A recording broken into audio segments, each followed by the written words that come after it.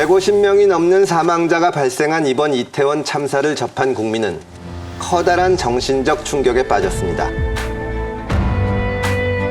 이런 상황 속에서 출범 6개월 차를 맞이한 윤석열 정부가 보여줘야 할 모습, 무엇이라고 보시나요? 제가 볼 때는 가장 큰 문제가 일단 책임지려는 모습이 안 보여요. 항상 보면 그 다음에 잘못을 하고도 사과를 안 해요. 이게 문제거든요. 그러니까 리더십이 없다는 얘기죠. 이번에 이런 참사 같은 경우에도 이게 잘잘못을 따지기 전에 일단은 대통령은 무한 책임을 지잖아요. 예컨대 서울시장도 뭐라고 얘기를 했습니까? 이 사안에 대해서 내가 무한 책임을 진다라고 얘기를 했잖아요. 그러니까 국민들이 바라는 게 그거거든요. 그런 무한 책임을 보는 모습. 그 다음에 잘못한 게 있으면 일단 딱 사과를 하고 나오는 모습인데 밀리면 죽는다라고 믿는지 절대 안 밀리려고 하거든요. 그렇다면 결국 뭐가 되냐면 그분들은 뭐 야당하고 싸운다라고 믿을지 몰라도 국민들과 싸우는 모습이 되거든요. 그래서 저는 가장 근본적인 불신이 바로 그겁니다. 저분이 정말 여야를 어아올라가지고 전체 국민을 대표하고 그다음에 전체 나라의 살림을 책임지고 그다음에 전체 국민의 생명과 건강, 안전을 책임진 리더인가? 이 부분에 대해서는 사실 불신을 좀 주고 있는 것 같고 그게 지금 문제의 본질이라고 봅니다. 지금 윤 정부가 어떻게 보면 무식하게 얘기하면 미엄에서 미영으로 가야 된다.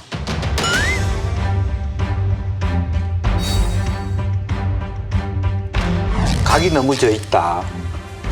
북에 대하여 올바른 소리 하는 것 좋습니다. 국민들은 그걸 원합니다. 그러나 그 결과가 유능하지 못하면 지금 오늘과 같은 여러 가지 어떤 복잡한 시끄러움이 있습니다.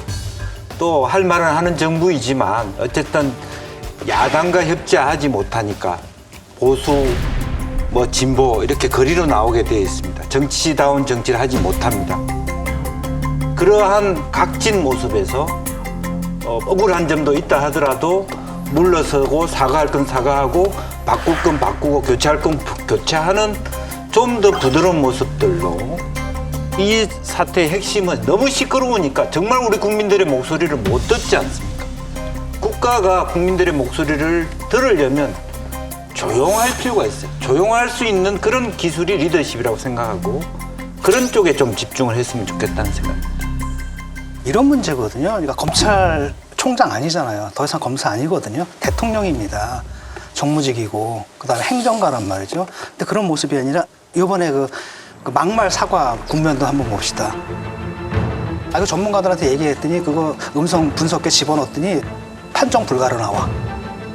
그럼 나는 무죄야.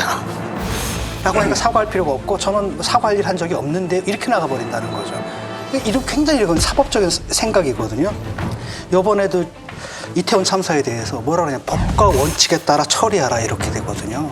이거는 검찰총장이나 검사가 할 수 있는 얘기지 대통령이 할 수 있는 얘기가 아니거든요. 대통령이라고 한다면 이런 사태를 예상하지 못하고 대비하지 못하고 대응하지 못한 어떤 행정가로서의 책임 문제 이 부분에 대해서 얘기를 해야 되는데 이게 아니라 이렇게 그냥 환원이 돼버려요. 이런 것들 보게 되면 6개월이 지났지 않습니까? 라고 하면 이제 정말 검사적 마인드에서 벗어나가지고 제발 좀 대통령으로서의 행정가로서의 거버너로서의 모습들을 좀 보여줘야 되지 않냐 이런 지적을 하고 싶어요. 임 의원님, 지금 이제 이태원 참사가 일어나서 내부적으로는 상당히 걱정도 많이 하고 긴장도 했을 텐데 분위기가 어떻습니까? 사실 처음 이 사태가 터졌을 때는 그래도 열심히 대응한 거 아닌가? 경찰관이 가서 막 목 터지게 소리치면서 했는데 파출소에 혹은 또 112에 계속 전화가 왔었다. 신고 전화가 왔었고 압사라는 표현이 있었고 큰일 났다라는 얘기가 있었고 그런데 이런 부분들에 대해서 제대로 대응하지 않았다. 이거는 정부 여당의 입장에서도 이거는 도저히 참을 수 없는 거다. 이건 도대체 우리가 받아들일 수 없는 거 아니냐. 이런 생각이 들어요. 제가 알기에는 경찰이 이런 자료를 다 공개하게 된 게 윤석열 대통령이 다 밝혀라 라고 지시를 하셨다고 제가 들었거든요. 그래서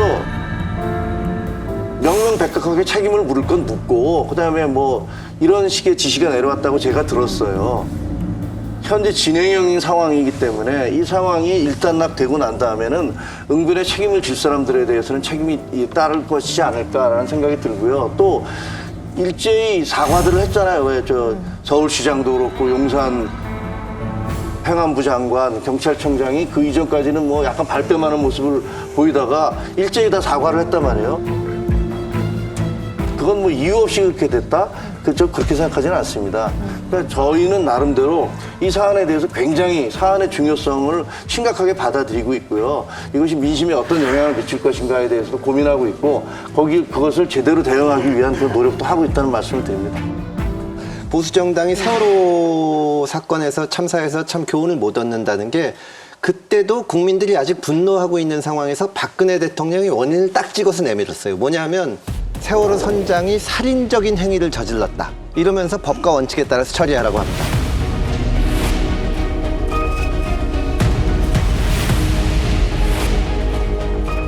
그러니까 그 시각으로는 이게 일어나서는 안 될 참사인데 선장이 나빠서 그 개인 잘못 때문에 이렇게 밀어붙였는데 결국 실패했지 않습니까? 아까 말씀드렸듯이 이번 사건을 그런 식으로 뭐 집권 여당이 접근하고 있다라는 것들은 저는 동의하기 어렵고요. 왜냐하면 저는 회의에서 어떤 얘기들이 오가고 있는지를 듣고 있는데 전혀 그렇게 가고 있지 않다는 말씀을 그렇다면 드리고요. 다행이죠. 예. 네.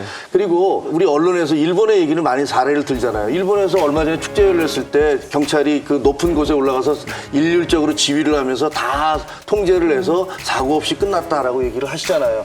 맞아요. 근데 그게 2001년도에 효고현에서 벌어졌던 그 참사 이후에 일본도 많은 논의가 있었다고 그래요. 그래서 확정된 매뉴얼을 만드는데 몇 년이 걸렸대요. 왜냐하면 일각에서는 야 그거 일반 시민들이 하는 행사에 왜 자꾸 경찰이 그것을 법이라든가 이런 걸로 끼어들면 그것도 이상한 거 아니야? 라고 얘기를 하고 다른 쪽에서는 그러다가 이런 사고 또 나면 어떡할 거야?